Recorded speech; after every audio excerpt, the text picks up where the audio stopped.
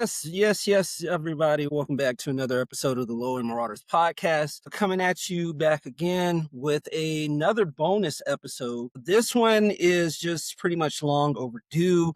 We got another classic rap report card review for you. This time we are doing for episode 4, the Marshall Mathers LP. This one is Eminem's third official album, which was released on May 3rd, 2000. It has the distinction of being one of the most controversial rap albums of all time and one of the best-selling rap albums of all time too within its first week. The reason why this is one of the most controversial rap albums of all time, it's basically because of its use of homophobic slurs, violent content against women, misogyny, also addressing the then Columbine high school shooting that happened here in Colorado way back in 1999. More known facts about the album: this hit #1 on the Billboard 200, his first of 3 Diamond albums, the other 2 being the M Show and the 8 Mile soundtrack. And it has like I said, one of the best and fastest selling rap albums of all time, with 1.78 million copies sold in the first week. And to put that into perspective, that was sold twice as much as Snoop Dogg's debut album, Doggy Style, way back in 93, and was over 8 times platinum by the end of the 2000.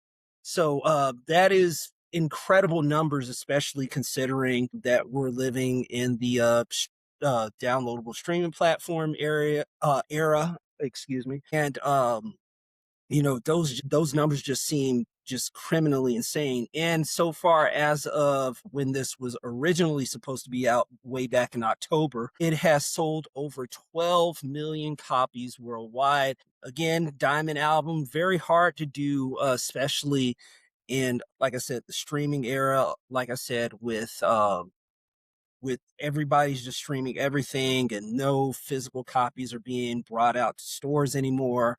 So it really is a tough feat to do, especially now looking back at it some 25 plus years later. So congratulations to M for doing that. And without further ado, let's just go ahead. Let's just jump right into my review of the Marshall Mathers LP. Here it is, track by track. And also, before I begin, I do want to point out that I may have to slap a trigger warning on this because, like I said at the beginning, there's going to be uses of homophobic slurs. I will do my absolute best to try to get away from saying that. If I do on this episode of the review, I do apologize to anyone that is or will be offended by such language. It is not language that we use here on the show by me, Jared, Kyle, or anyone else. Plus, I also do not want to lose this show over something stupid or some people complaining about it. So with that being said, let's go ahead. Let's deep dive right into the Marshall Mathers LP.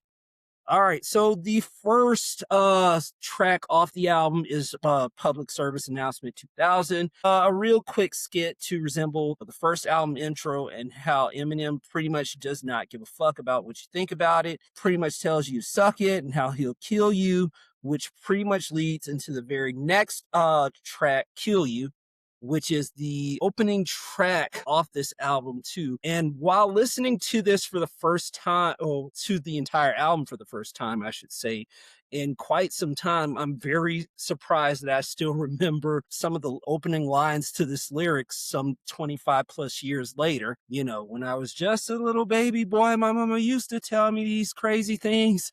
She used to tell me my daddy was an evil man. He used to tell me he hated me. Then I got a little bit older, then I realized she was the crazy one, but there was nothing I could do to say or try to change it because that's just the way she was. I still cannot believe that I still remember that. No less than 30 seconds into the song, it immediately just starts bashing women.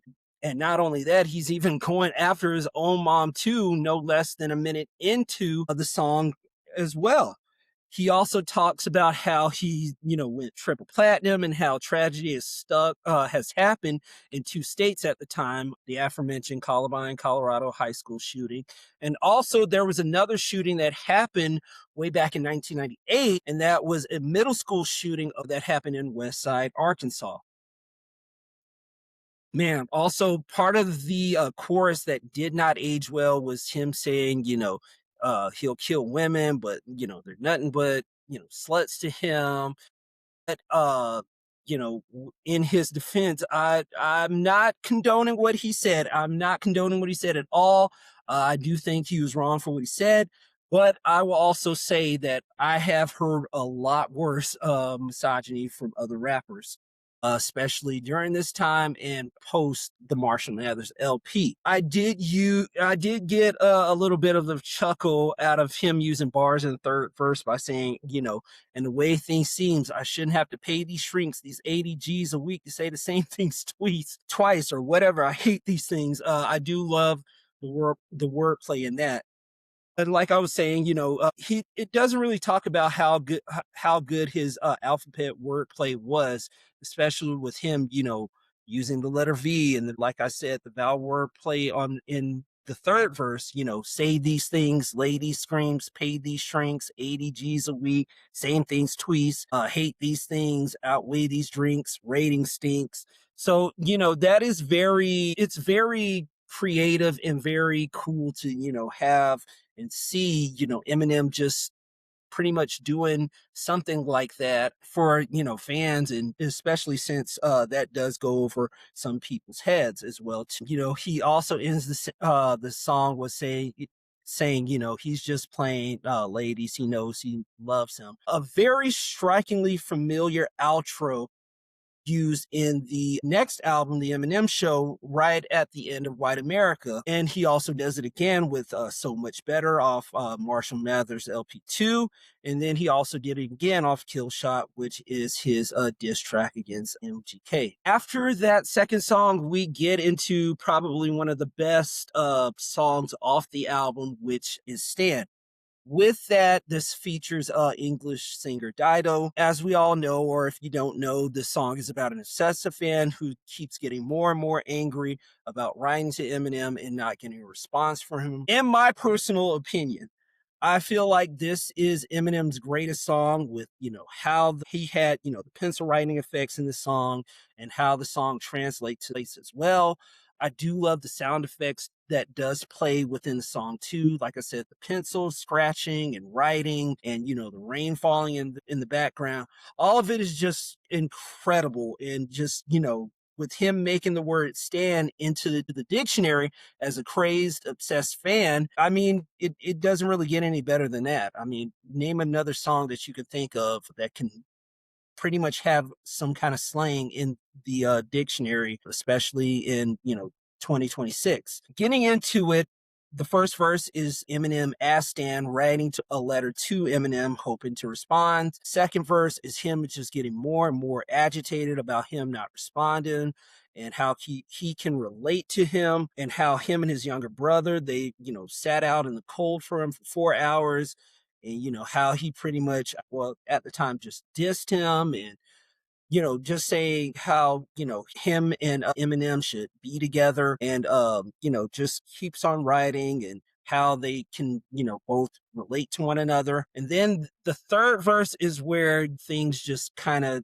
escalate higher and higher. This is the verse where Stan snaps and puts his pregnant girlfriend in the trunk of a car and starts recording a message to Eminem before driving them both off a bridge and dying on impact when they both hit, I guess you could say, a lake or a river or whatever it was. The final verse is M just pretty much writing back to Stan, saying, he has been busy, him asking about his pregnant girlfriend, and even giving Stan's younger brother an autographed starter cap. More on that a little bit later. He then goes on to tell him, hey, it's all entertainment. It's all, just him just getting his anger, his frustration out. Don't take it so seriously.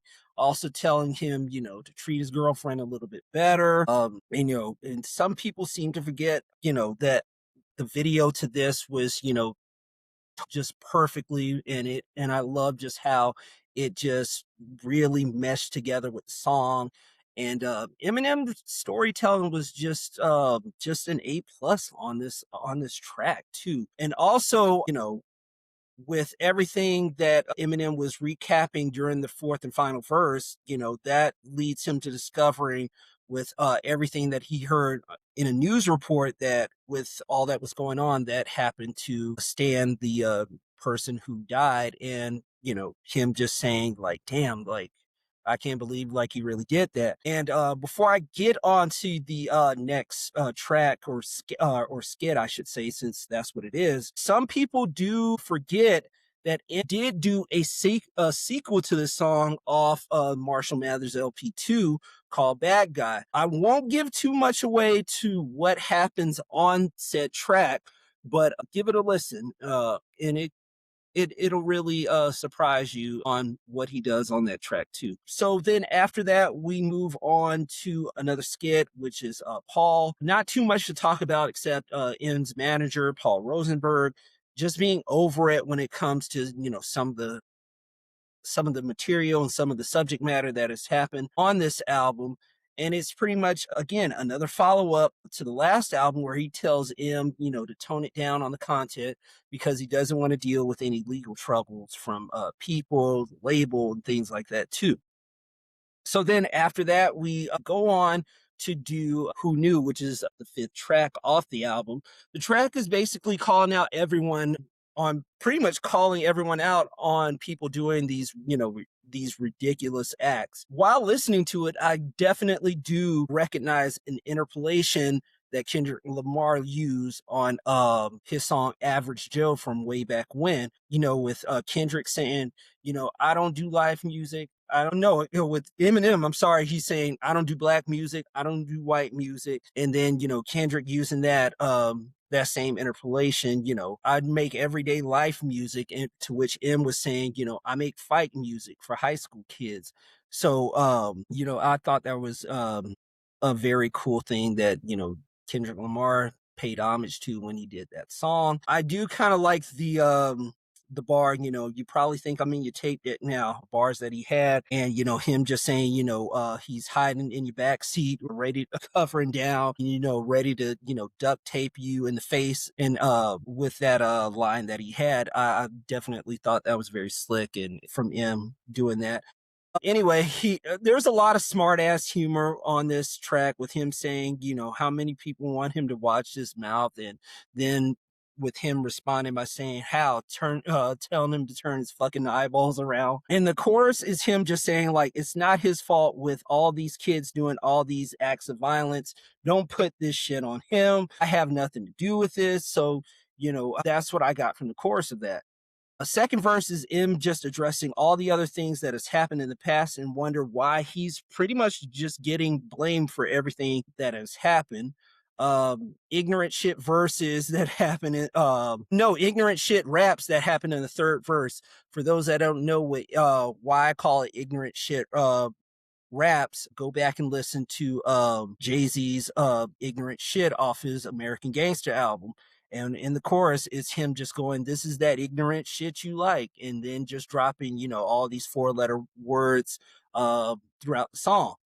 So, with that being said, also going back, I do like the Christopher Reeve and Sonny Bono bars he had, and then him just telling the listener, how the fuck was he supposed to know with everything that's going on? He should be getting the blame for that. Man, I definitely do think that was probably one of the best uh tracks off this album so far, 5 songs in.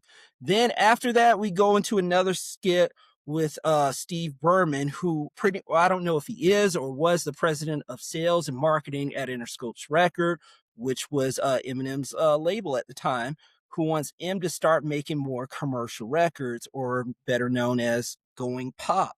Since, according to him, the label is getting tired of dealing with his, lyrical content for being violent, for being, misogynistic and things like that too. And, he's just tired of dealing with the backlash, especially over this album and the last album. So, as an answer to this, M creates the next song, which is The Way I Am. And this was the second single off the album. It's a very darker sounding song, which sounds like it wrote to push back on everyone who was wanting him to make a radio friendly hit. I do remember at this time when I first listened to it way back, I believe it was my 8th grade year, and that was like 2001. So a year after the album dropped, I was just, I didn't really like the song at the time, but then the more I started listening and the more I started, hearing M's rhymes, that's when me as a fan started going, okay, it started to, grow on me. And that's when I started to become a fan of this song. And with that, with this song, I do notice there are a lot of, alliterations in the song too. For those that don't know, alliterations, words that start with one letter and just completely go on for like 3 or 4 words at a time. As an example, in the song, most meanest MC, and then you also have blurt, this berserk and bizarre, all going in this song too. And he pretty much just wants to say he wants to be a regular person when he's out in the streets eating, and not to approach him when he's with his daughter. The second verse is him just addressing the media again about how kids are becoming violent and misogynistic and homophobic back then, and how he calmly just shoots up that middle finger and turns things back around, and how they also blamed then, well, not then, but also at the time, I should say, people were blaming shock rocker Marilyn Manson for the Columbine shooting as well. With that being said, with everything that was going on, real quick, shock rocker Marilyn Manson, he was also getting blamed for the Columbine shootings as well too, because I think from what I remember reading, the shooters they were big Marilyn Manson fans as well, or something like that. That's when people also were blaming him for what was going on at the time. And, I do also remember while researching this album, I did find a link.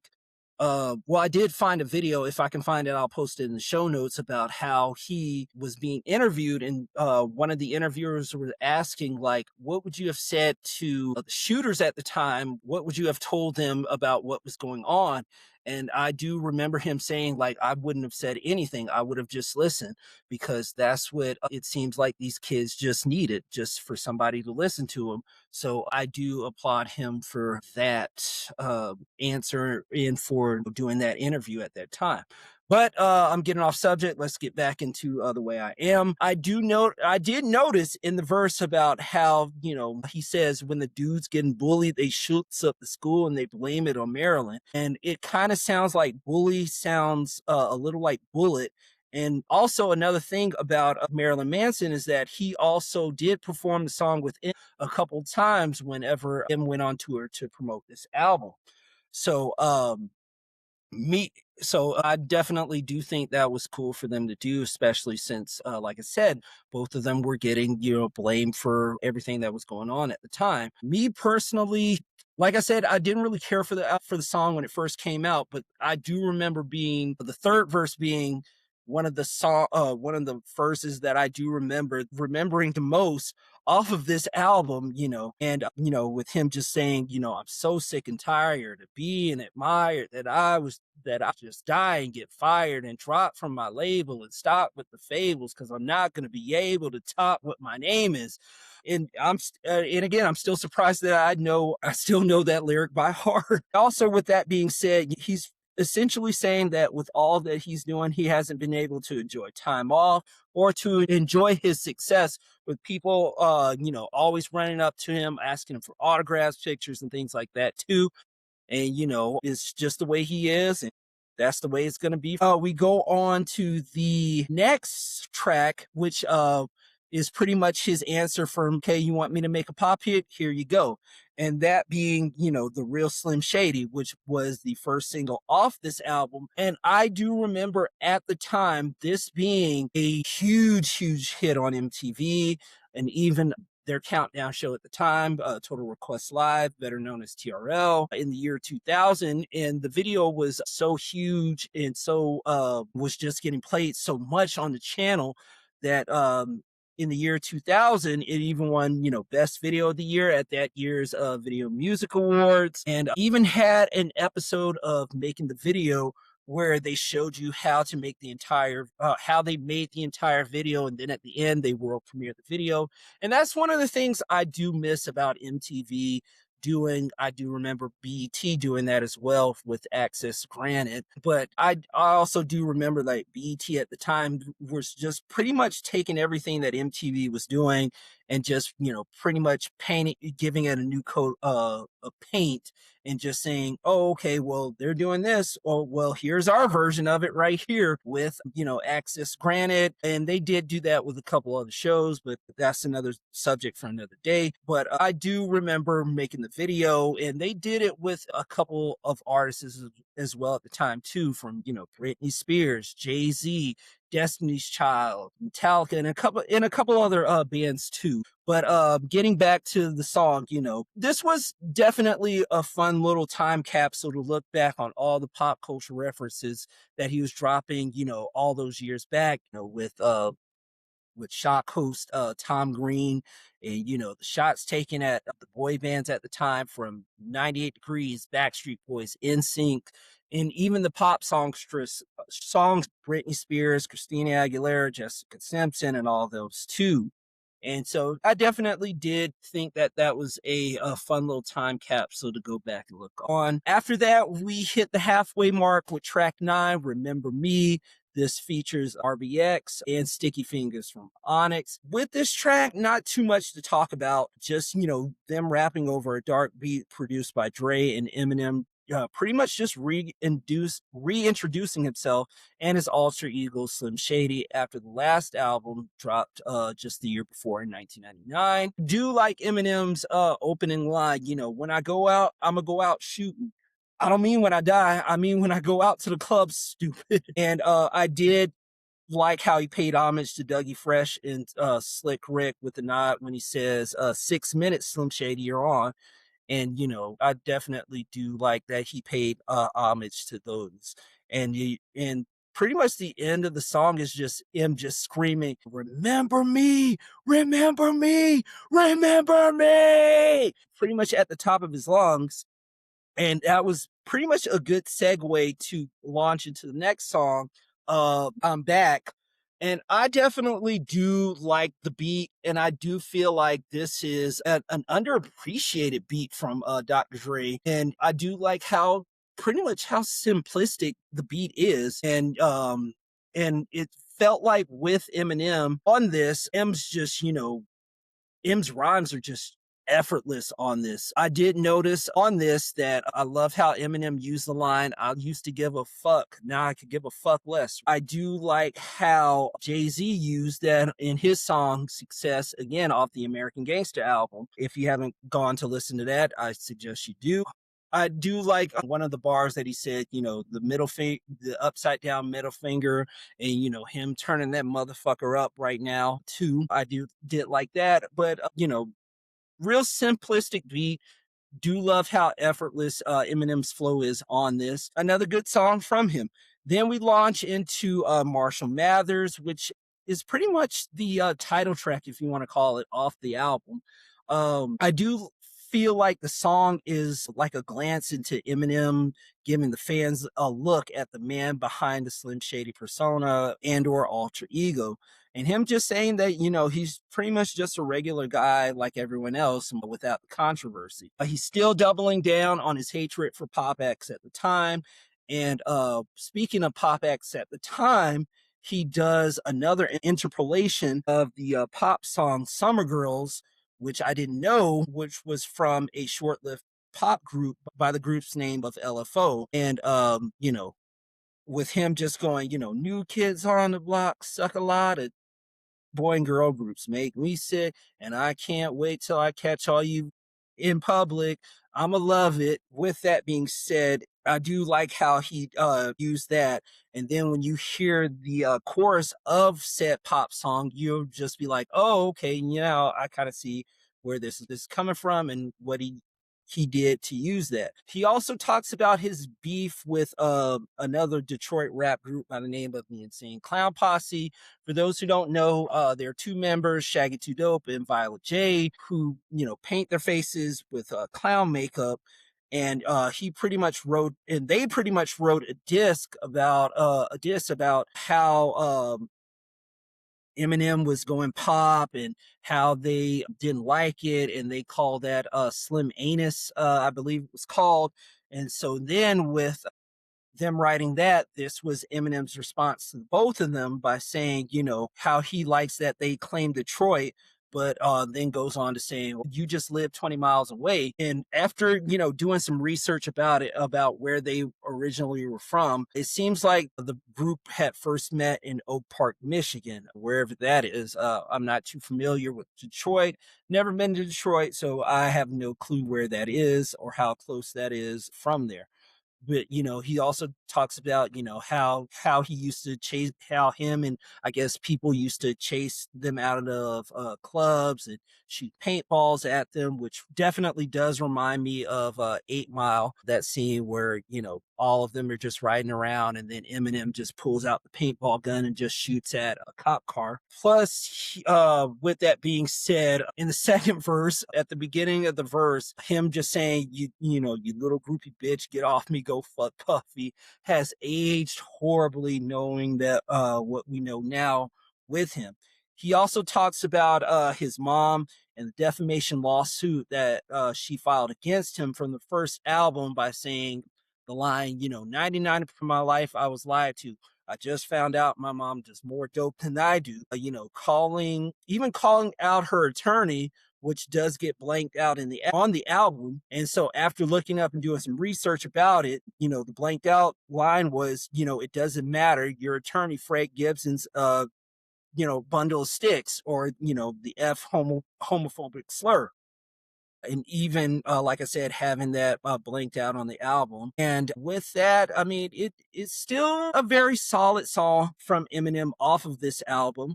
Still great. I can't even talk. Still a great song. And with that, we go into another skit called King Kniff. This was one of the down moments that I hated off this album, and it's pretty much just man giving another man oral sex. I didn't need to hear it when I first heard it way back in 2001.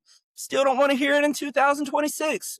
So with that being said, let's just keep it moving. We go on to Drug Ballad, which is another song from Eminem. Again, not too much to talk about, with him discussing his love for drugs, and that has seemed to age like spoiled milk, because now that Eminem has gotten clean, he's gotten sober for like the past I want to say 13 plus years. I know it's over a decade, so we'll just say that. So with him just saying, listen to all these things that he loved, it has aged horribly in his discography. So again, not too much to talk about there.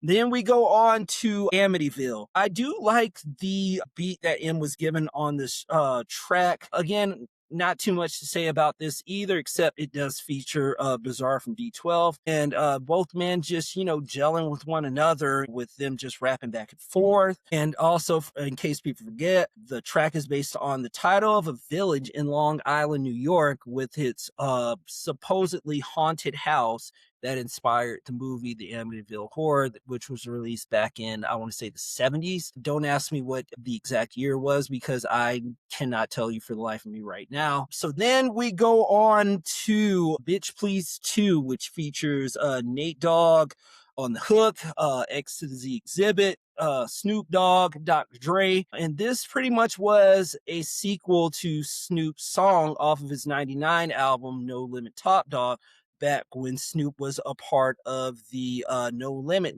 label, especially after Death Row had folded at that time. And so, Snoop needed somewhere to go. Master P and the label welcomed him with open arms, and just recently with the versus battle they had with No Limit versus Cash Money. It seems like everything's all good between the two. There's no bad blood between them. So that definitely is a plus for me. With this track, it does feel weird to hear a Snoop Dogg song be featured on an Eminem album. So for me personally, I don't know if this was a last minute addition to try to really push this album to have people run out and get it and to have some more units sold, or it was something to have fans excited about with the lineup due to all of them just touring together on the Up in Smoke tour back in 2000, not only to promote this album, but Slim Shady LP and Dre's Chronic album at the time, which featured Snoop Dogg, which featured Eminem at the time, uh, the late great Nate Dogg as well too. And so you can definitely tell that they were definitely trying to get people to get out there and buy this. As you can see, just have people saying like, oh, okay, like if you love what we did on the tour, then you're probably gonna like me, you're probably gonna like all of us on this track as well too. So I definitely do think that that was put on this album for that. But a good produced track from Dre. It, like I said again, it just felt a little out of place, but it is what it is. Then we get to the most controversial song on this album, that being Kim. If you do not know, or if you have not heard about this song from Eminem's lengthy discography or in his catalog, brace yourselves because this is going to be a mouthful to talk. Pause. It pretty much just starts off with both parents just admiring and loving their daughter Haley. And then after that, things just completely just go off the rails, and Eminem just loses it, no pun intended, by saying and screaming at the mother of his daughter by saying, sit down, bitch, you move again, I'll beat the shit out of you.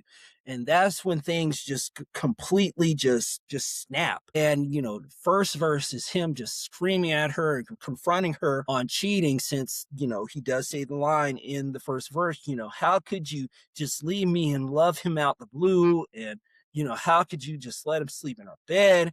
And then just forcing her into his car by saying that they're going for a ride, and M just pretty much hinting that two are going to be leaving but one is going to be coming back. There will be a surprise a little bit later on in the song, and I'll get to that in a bit. So the second verse is him just pretty much verbally confronting Kim while driving, and while thinking and listening to this, he did say on this track, that was years ago, Kim, I was only 18, and then him saying, I thought we wiped this the slate clean. That could be a little remembrance to him in his song Yellow Brick Road, where he was with another girl just to get his now baby mama, his now mother of his daughter, Kim, jealous.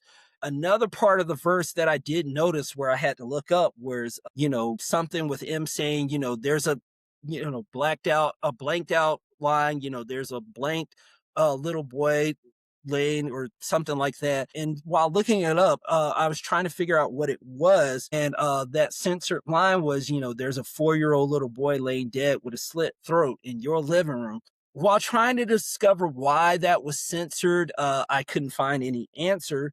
I just know that maybe it was blacked out because of, with all the school violence going on at the time, they just felt the need that it wasn't a good idea to have that on the album at the time, and probably still not a good way to have it on the album by 2026 standards. But anyway, the third verse is just him losing it again, no pun intended, with him just screaming how much he hates her and him just dragging Kim out the car. And she knows that the end is near for her and tries to plead her case on M not trying to kill her, but it pretty much falls on deaf ears. And with M just verbally carrying out his plan, about how he wants to try to do, a double homicide and suicide with no note. And then while discussing that, this is when Kim, tries to break free and runs off into the woods or whatever secluded area that they're in at the time. She tries running away, he catches up to her and pretty much just mocks her and her screaming for help for somebody to try to save her, but nobody really does. And then after he catches her, probably one of the most dark and disturbing things you'll hear is a lot of choking and coughing and just screaming at the top of his lungs, bleed bitch bleed. And he does that, I think, 3 times, before she, passes away from, her dying, and it's just a pretty chilling, it's just a pretty chilling song if you've never heard it, and it really does, it's really one of those things that kinda sticks with you for a long time too. So then after you hear the chorus for the final song, all you hear is just him dragging, her body, presumably from wherever she was, my guess is the woods, into the trunk of his car, with cars just, passing by, and then all you hear is the trunk just close. And for me, like, I just had a few notes when I first heard this song, especially back then. My first reaction was, what the fuck did I just listen to? Number two, who at the label thought that, this was okay to put on a rap album, and why would they okay it? And the third part is, and which is what people pretty much don't know now, or some seem to forget, is that this is actually a prequel, going back to the very first album, to the song 97 Bonnie and Clyde off of the last album, the Slim Shady LP. So with that, it's just one of those songs that kind of, like I said, sticks with you, and it really makes you go like, man, what the hell did I just listen to? And who approved of this? And oh, excuse me. And what the hell?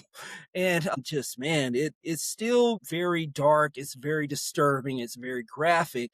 And another side note too is that with this song, with how dark, how disturbing and graphic, and how everything is on the pretty much clean version of this album, Eminem decides to do a South Park like song version to replace this track called "The Kids." If you haven't listened to that, just go get a glimpse of that. It is definitely South Park inspired, and it was a nice little thing to do to make up for how disturbing that song is. We hit the penultimate song with Under the Influence, which features D12, Eminem's group at the time, rest in peace, Proof.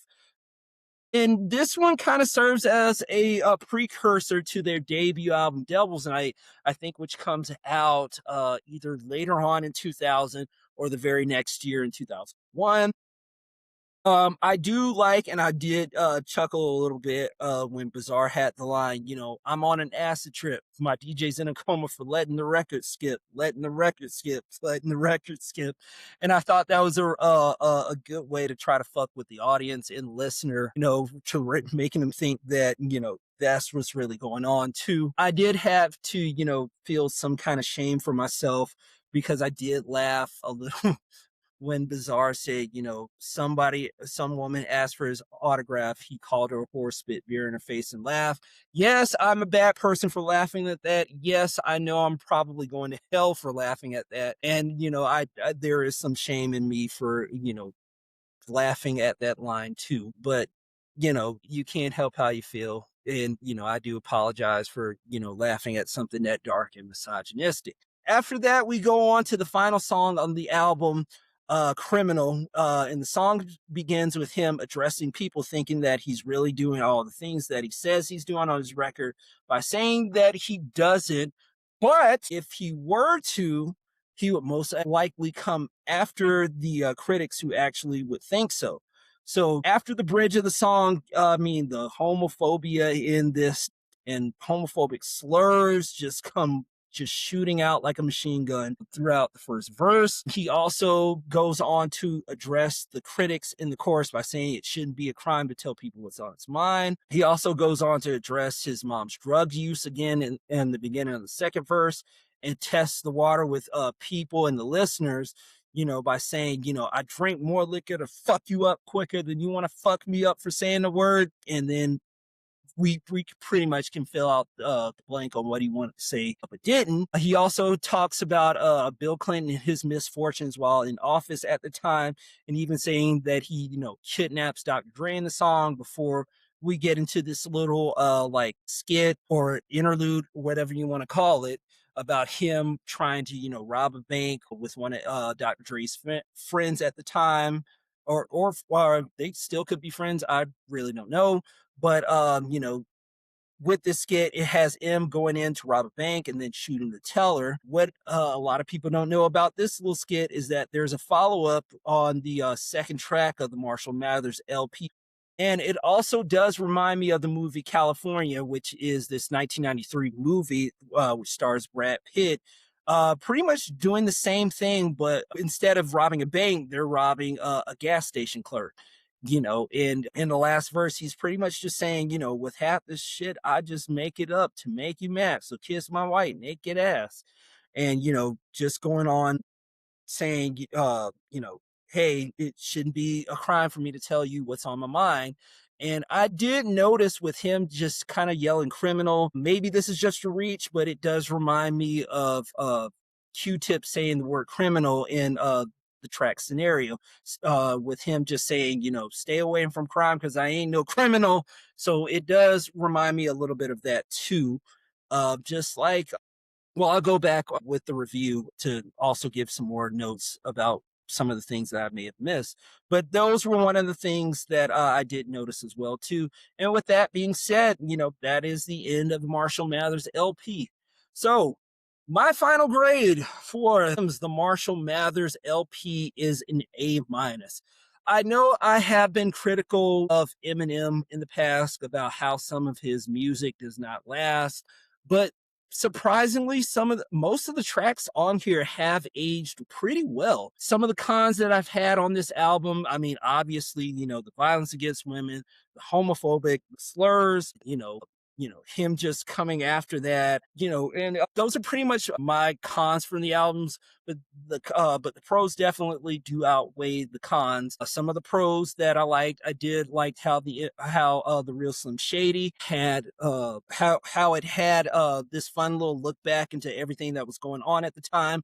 Another thing I forgot to mention about that was the iconic 2000 Video Music Award performance with him, standing outside the army of hymns from the video outside of Radio City Music Hall, and all of them just going into the building, and him just rapping word for word, bar for bar, with everyone just filing in, especially coming down the aisles. I thought that was so cool back then, and it still remains like one of the best performances in Video Music Award history at that time. With Stan, an absolute masterpiece. Again, I still think it's one of his his greatest song of all time. Another thing I forgot to mention about that too is that just the very next year, when he was nominated for a Grammy Awards, there were protests outside for the Gay and Lesbian Alliance Against Defamation, or the group GLAAD, and they were picketing and protesting outside. I think it was the Staples Centers at the time where they were doing the Grammys. And then, so to shut up the critics, this is when Eminem decides to perform the track "Stand" with Sir Elton John. To which it got a standing ovation from the audience. And I just remember trying so hard to see that live on TV, but since I think that performance happened so late at night, I just remember just being told to go to bed. I had school in the morning, so I never really got a chance to see that performance live. So that was a little bit of a letdown for me too. more pros with that to do, like I'm back. I do love the past references that he has and the nods that he's given to, some of our past rappers that have pretty much inspired him, I guess you could say, to become a rapper as well. Other than that, I mean, this really does hold a lot of weight. It still has aged pretty well. If I had to pick a worse song, I definitely would have to say Drug Ballad, due to, M's drug use at the time and how he's now sober, and how, he pretty much kind of steers away from, the drug use and the lifestyle now, knowing what we know of him now, and how he's a grandpa, and how, he's steering his kids off into the right path. And it kind of it kind of feels like he has some kind of, regret with doing that too.